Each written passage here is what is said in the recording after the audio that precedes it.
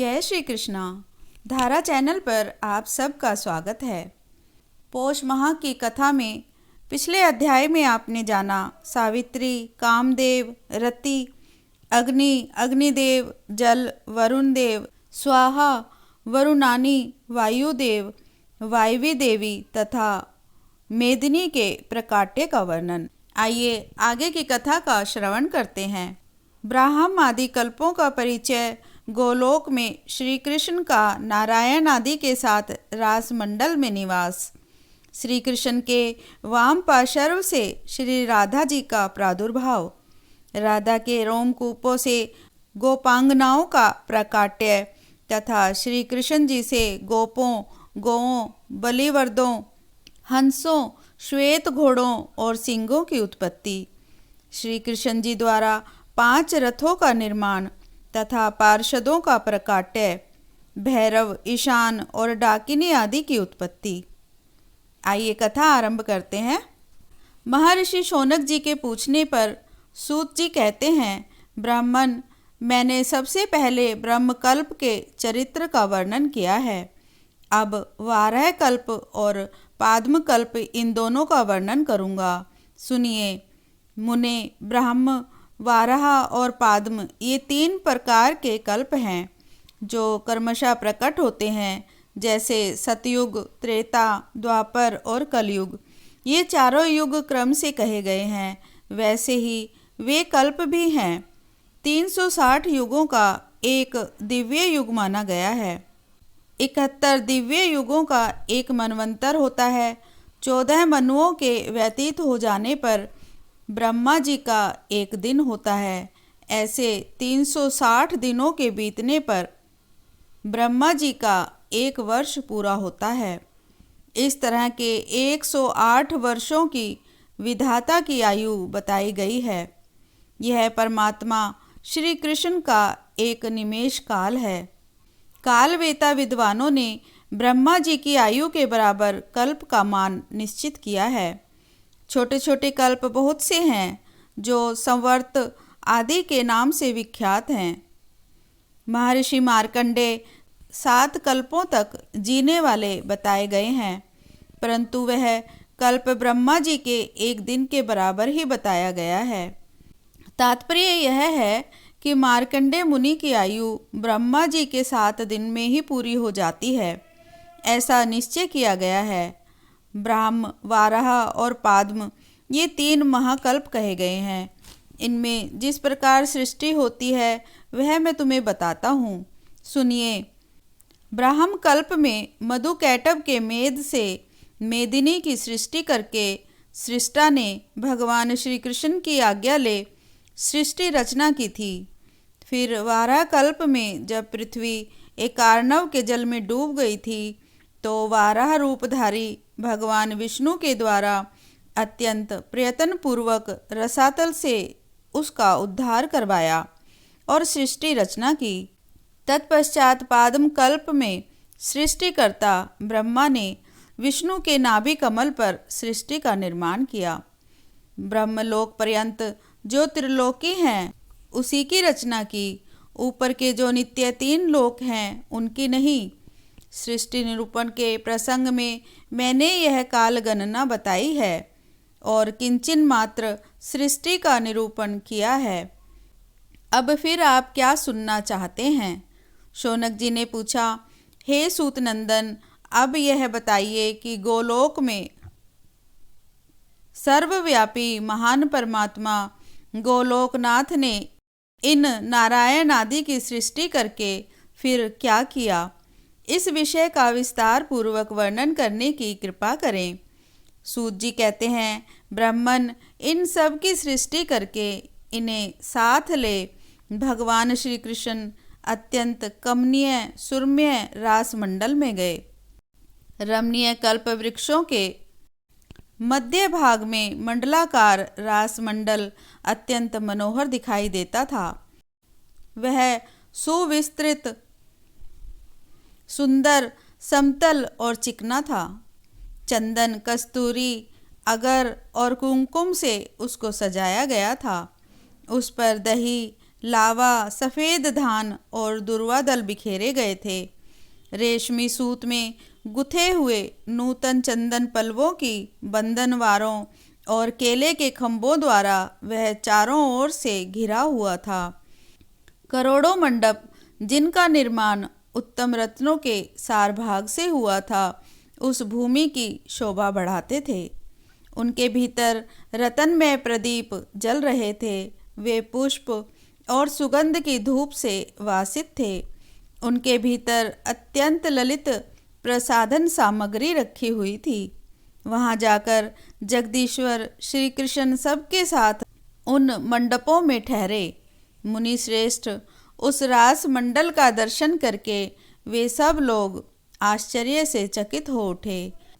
वहां श्री कृष्ण के वाम पार्श्व से एक कन्या प्रकट हुई, जिसने दौड़कर फूल ले आकर उन भगवान के चरणों में अर्घ्य प्रदान किया।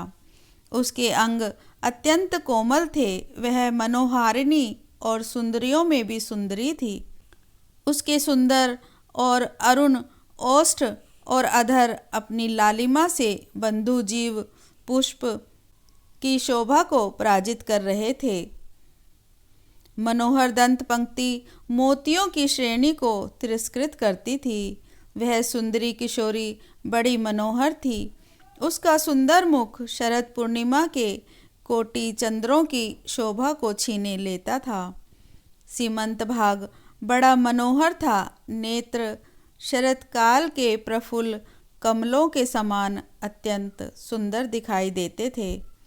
उसकी मनोहर नासिका के सामने पक्षीराज गरुड़ की नुकीली चोंच हार मान चुकी थी।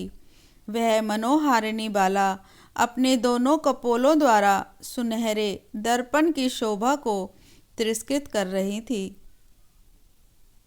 रत्नों के आभूषणों से विभूषित दोनों कान बड़े सुंदर लगते थे। सुंदर कपोलों में चंदन, अंगरू, कस्तूरी, कुमकुम और सिंदूर की बूंदों से पत्र रचना की गई थी, जिससे वह बड़ी मनोहर जान पड़ती थी। उसके संवारे हुए केश पास मालती की माला से अलंकृत थे। वह सती साध्वी बाला अपने सिर पर सुंदर एवं सुगंधित वेणी धारण करती थी। उसके दोनों चरण स्थल कमलों की प्रभा को छीन लेते थे। उसकी मंद मंद गति हंस और खंजन के गर्व का गंजन करने वाली थी। वह उत्तम रत्नों के सारभाग से बनी हुई मनोहर वनमाला, हीरे का बना हुआ हार, रतन निर्मित केयूर, कंगन, सुंदर रत्नों के सारभाग से निर्मित अत्यंत मनोहर पाशक, गले की जंजीर और कान का पासा, ये सब बहुमूल्य रत्नों का बना झनकारता हुआ मंजीर तथा अन्य नाना प्रकार के चित्र अंकित सुंदर जड़ाऊ आभूषण पहने हुए थी। वह गोविंद से वार्तालाप करके उनकी आज्ञा पा मुस्कुराती हुई श्रेष्ठ रत्नमय सिंहासन पर बैठ गई। उसकी दृष्टि अपने उन प्राण वल्लभ के मुखारविंद पर ही लगी हुई थी। उस किशोरी के रोमकूपों से तत्काल ही गोपांगनाओं का आविर्भाव हुआ, जो रूप और वेश के द्वारा भी उसी की समानता करती थी। उनकी संख्या लक्ष कोटि थी।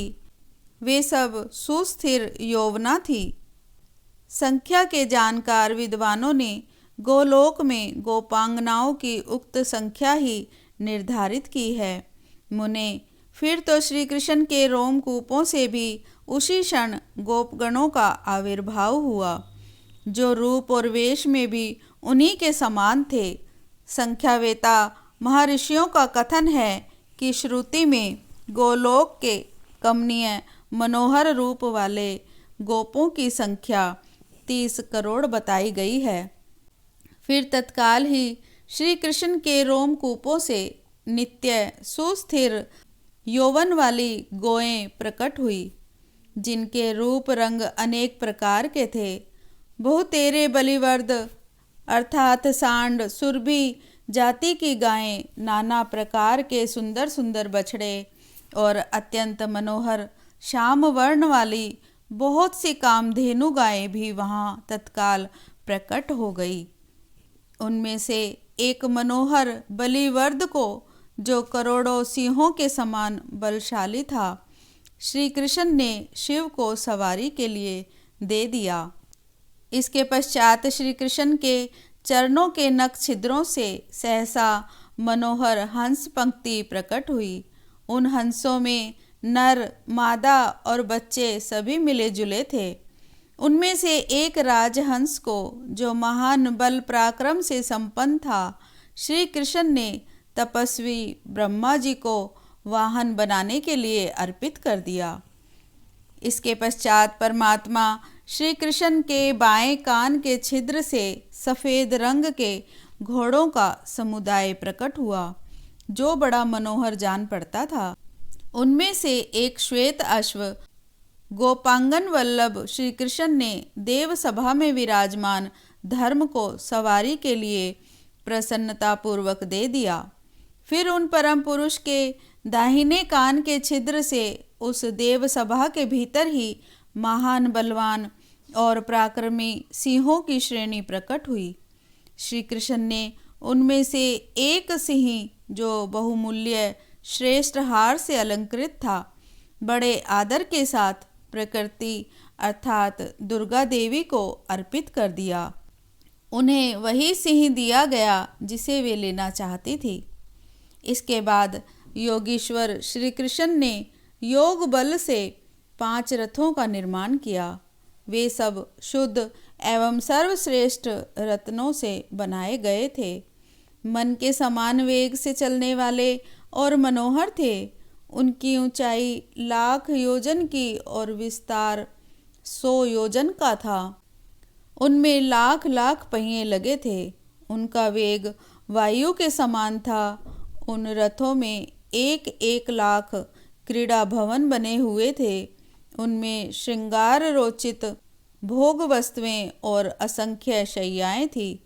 उन ग्रहों में लाखों रत्नमय दीप प्रकाश फैलाते थे और लाखों घोड़े उस रथ की शोभा बढ़ाते थे।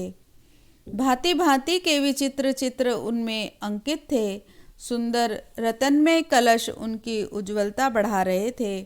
रत्नमय दर्पणों और आभूषणों से वे सभी रथ अर्थात वो विमान भरे हुए थे। श्वेत चंवर उनकी शोभा बढ़ा रहे थे। अग्नि में तपाकर शुद्ध किए गए सुनहरे वस्त्र, विचित्र विचित्र माला, श्रेष्ठ मणि, मोती, माणिक्य तथा हीरों के हारों से वे सभी रथ अलंकृत थे। कुछ कुछ लाल रंग के असंख्य सुंदर कृत्रिम कमल, जो श्रेष्ठ रत्नों के सार भाग से निर्मित हुए थे, उन रथों को सुशोभित कर रहे थे। द्विज श्रेष्ठ भगवान श्री कृष्ण ने उनमें से एक रथ को तो नारायण को दे दिया और एक राधिका को देकर शेष सभी रथ अपने लिए रख लिए। तत्पश्चात श्री कृष्ण के गुह्य देश से पिंगल वर्ण वाले पार्षदों के साथ एक पिंगल पुरुष प्रकट हुआ। गुह्य देश से आविर्भूत होने के कारण वे सब गुह्यक कहलाए और वह पुरुष उन गुह्यकों का स्वामी कुबेर कहलाया, जो धनाध्यक्ष के पद पर प्रतिष्ठित है। कुबेर के वाम पार्श्व से एक कन्या प्रकट हुई, जो कुबेर की पत्नी हुई। वे देवी समस्त सुंदरियों में मनोरमा थी, अतः उसी नाम से प्रसिद्ध हुई। फिर भगवान के गुह्य देश से भूत, प्रेत, पिशाच, कुष्मांड, ब्रह्म राक्षस और विकृत अंग वाले वेताल प्रकट हुए। मुने तदंतर श्री कृष्ण के मुख से कुछ पार्षदों का प्राकाट्य हुआ, जिनके 4 भुजाएं थी। वे सब के सब श्याम वर्ण थे और हाथों में शंख, चक्र, गदा और पद्म धारण करते थे। उनके गले में वनमाला लटक रही थी। उन सब ने पीतांबर पहन रखे थे। उनके मस्तक पर किरीट, कानों में कुंडल और अन्य अन्य अंगों में रत्नमय आभूषण शोभा दे रहे थे। श्री कृष्ण ने वे 4 भुजाधारी पार्षद नारायण को दे दिए। गुह्यकों को उनके स्वामी कुबेर के हवाले किया और भूत प्रेत आदि भगवान शंकर को अर्पित कर दिए। तदंतर श्री कृष्ण के चरणारविंदों से द्विभुज पार्षद प्रकट हुए, जो श्याम वर्ण के थे और हाथों में जपमाला लिए हुए थे। वे श्रेष्ठ पार्षद निरंतर आनंद पूर्वक भगवान के चरण कमलों का ही चिंतन करते थे। श्री कृष्ण ने उन्हें दास्य कर्म में नियुक्त किया। वे दास यतन पूर्वक अर्घ्य लिए प्रकट हुए थे। वे सभी श्री कृष्ण परायण वैष्णव थे। उनके सारे अंग पुलकित थे, नेत्रों से अश्रु झर रहे थे और वाणी गदगद थी। उनका चित्त केवल भगवत चरणारविंदों में चिंतन में ही संलग्न रहता था। इसके बाद श्री कृष्ण के दाहिने नेत्र से भयंकर गण प्रकट हुए, जो हाथों में त्रिशूल और पट्टिश लिए हुए थे। उन सब के 3 नेत्र थे और मस्तक पर चंद्राकार मुकुट धारण करते थे। वे सब के सब विशालकाय तथा दिगंबर थे। प्रज्वलित अग्निशिखा के समान जान पड़ते थे। वे सभी महान भाग्यशाली भैरव कहलाए। वे शिव के समान ही तेजस्वी थे। रूरु भैरव, संहार भैरव, काल भैरव, असित भैरव, क्रोध भैरव, भीषण भैरव, महाभैरव और खटवांग भैरव, ये 8 भैरव माने गए हैं। श्री कृष्ण के बाएं नेत्र से एक भयंकर पुरुष प्रकट हुआ, जो त्रिशूल, पटिश, व्याघ्र चर्ममय वस्त्र और गदा धारण किए हुए था। वह दिगंबर, विशालकाय, त्रिनेत्रधारी और चंद्राकार मुकुट धारण करने वाला था। वह महाभाग पुरुष ईशान कहलाया, जो दिक्पालों का स्वामी है। इसके बाद श्री कृष्ण की नासिका के छिद्र से डाकिनियाँ, योगनियाँ तथा सहस्त्रों क्षेत्रपाल प्रकट हुए। इनके सिवा उन परम पुरुष के पृष्ठ देश से सहसा 3 करोड़ श्रेष्ठ देवताओं का प्रादुर्भाव हुआ, जो दिव्य मूर्तिधारी थे। इस प्रकार यह अध्याय यहीं समाप्त हुआ। ओम श्री कृष्णाय नमः। कथा अभी जारी है।